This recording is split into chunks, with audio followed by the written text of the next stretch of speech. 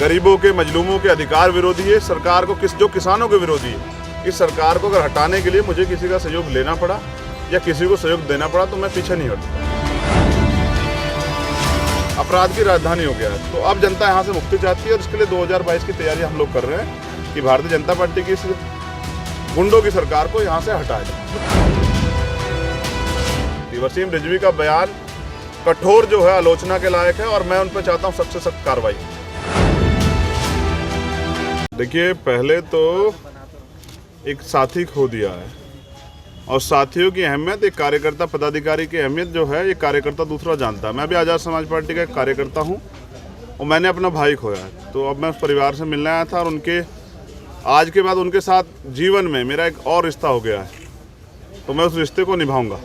हमारी बच्ची है जो डॉक्टर बनना चाहती, तो मैंने परिवार से वादा किया कि उसको डॉक्टर बनाने के लिए जो परेशानियाँ, जो भी समस्या आएंगी उनका समाधान हम लोग करेंगे। बुलंदशहर मेरी कर्म भूमि, भले ही मैं जन्मा सहारनपुर में हूँ, लेकिन ये मेरी कर्म भूमि है। यहाँ के लोगों ने मेरे ऊपर भरोसा किया।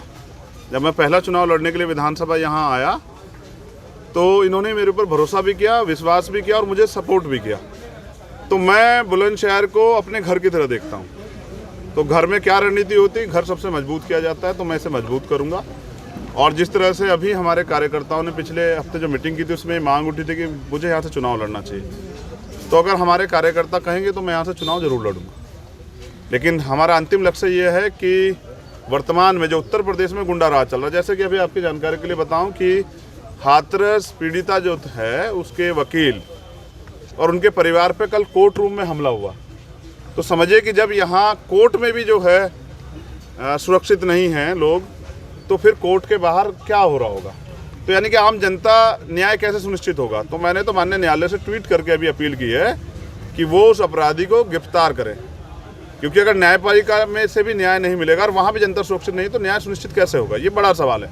उत्तर प्रदेश जो है अपराध की राजधानी हो गया है, तो अब जनता यहाँ से मुक्ति चाहती है और इसके लिए 2022 की तैयारी हम लोग कर रहे हैं कि भारतीय जनता पार्टी की इस गुंडों की सरकार को यहाँ से हटाया जाए। बुलंदशहर को कितना लकी मानते हैं अपने लिए? पहली बार बाई इलेक्शन में आपने पहले प्रत्याशी को अपनी पार्टी से बुलंदशहर से उतारा था जी, तो कितना लकी मानते हैं बुलंदशहर को? और किस विधानसभा से आप लड़ना चाहेंगे? अगर आप लड़ते हैं तो किस विधानसभा? जैसा हमारे जिला अध्यक्ष जी और हमारी पार्टी के नेता आदेश करें, क्योंकि मैं तो आज़ाद समाज पार्टी कार्यकर्ता, हमारे यहाँ लोकतंत्र है। जो कोर कमेटी तय करेगी, जो हमारे जिले के संगठन के लोग तय करेंगे, वही होगा। तो प्यार तो बहुत है बुलंदशहर से, पूरे इस प्यार को देखिए, ये तो प्यार करते, मेरी भी जिम्मेदारी बनती है कि धरातल पे जैसे सैफई है ना, जैसे गोरखपुर है, जैसे लखनऊ है, तो मैं बुलंदशहर को वही देखना चाहता हूँ, क्योंकि ये मेरी कर्म भूमि है। अब आप बताओ, उत्तर प्रदेश में आज़ाद समाज पार्टी कितनी सीटों पर चुनाव लड़ना का प्रयास कर रही है?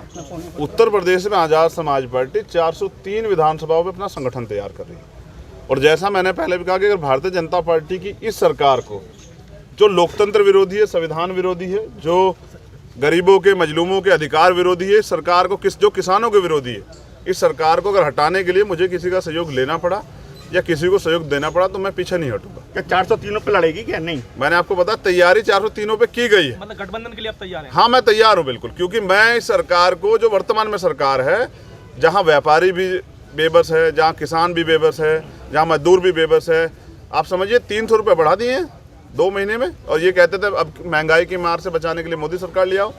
तो यही है ना, पेट्रोल के दाम देखिए क्या हो गए, गरीब अपने बच्चों को पढ़ा नहीं सकते हैं। तो इस प्रदेश को और इस देश को की रखवाली करना इस देश के नौजवानों की जिम्मेदारी। गठबंधन के लिए आप किस पार्टी पर भरोसा है कि अगर जो आपकी नीतियां हैं वो पार्टी आपके साथ मिलकर काम कर पाएगी? अगर जीत इसके लिए कॉमन मिनिमम प्रोग्राम है, हमारे अपने एजेंडे हैं, हमारे अपने मुद्दे हैं। जैसे हमारा मुद्दा है यहाँ महिलाओं की सुरक्षा, हमारा मुद्दा है यहाँ नौजवानों को रोजगार, हमारा मुद्दा है यहाँ टोल फ्री, हमारा मुद्दा है टोल जो देखिए कैसे लोगों की जेब काट रहे हैं, डबल लेते हैं। तो ये सब चीज़ें जो ना, हमारा मुद्दा है पढ़ाई, हमारा मुद्दा जो है रिजर्वेशन, तो हमारा मुद्दा है किसानों के लिए MSP की गारंटी। तो ये जो सब चीज़ें हैं, किसानों का कर्जा माफ, बिजली का बिल देख रहे हैं आप, 7.5-8 रुपये यूनिट आती है उत्तर प्रदेश में, तो सोने के तारों में तो नहीं आती है। तो ये सरकार तो छलावा कर रही है, धोखा कर रही है। धर्म से पेट नहीं भरा जा सकता। चंद्रशेखर जी, भाजपा को वसीम रिजवी ने सुप्रीम कोर्ट में कुरान पाक को लेकर के एक याचिका दाखिल जी। की, जिसके कई पार्टी विरोध में आई। उसको लेकर के आपकी पार्टी ने क्या किया? देखिए, मेरा सबसे पहले मेरा स्टैंड था कि ये गलत है। देखिए, भारत में धार्मिक स्वतंत्रता है और इसलिए के लिए कॉन्स्टिट्यूशन के आर्टिकल 25-26 है, किसी भी धर्म पे या उसके धर्म के मानने वाले लोगों के साथ खिलवाड़ नहीं हो सकती। वसीम रिजवी का बयान कठोर जो है आलोचना के लायक है और मैं उन पर चाहता हूँ सख्त से सख्त कार्रवाई, जिससे कि यहाँ इस्लाम धर्म के मानने वाले लोगों को ठेस ना पहुँचे।